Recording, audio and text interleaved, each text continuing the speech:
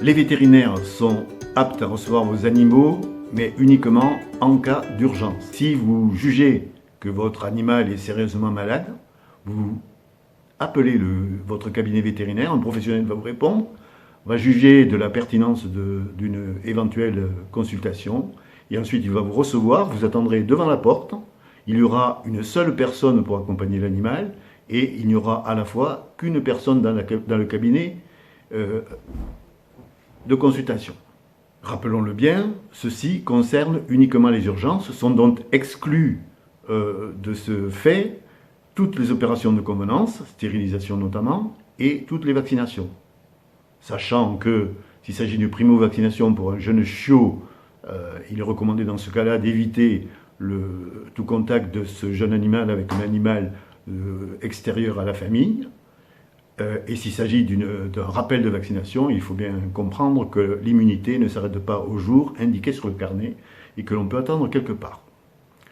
On peut, de façon à être juste, et que l'appel que l'on fait au vétérinaire soit justifié, voir par exemple quelles sont les urgences saisonnières que l'on peut rencontrer actuellement.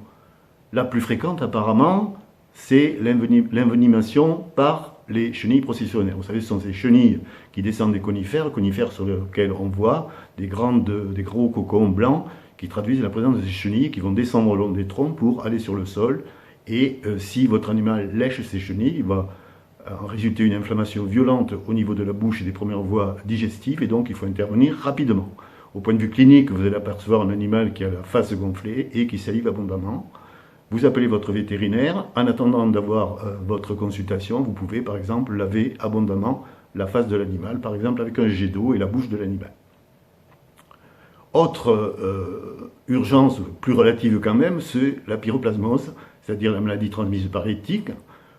Les symptômes les plus classiques sont une perte d'entrain et une perte d'appétit, et on peut considérer que si on a une persistance chez cet animal, à la fois de cette perte d'appétit et de cette absence d'entrain, avec éventuellement une augmentation de la température, il s'agit d'une pyroplasmose et qu'il faut consulter assez rapidement. Si par hasard on voit la couleur des urines de l'animal, l'urgence est d'autant plus aiguë que la couleur des urines est sombre. Voilà pour ce premier point. Je vous reverrai ultérieurement pour d'autres conseils.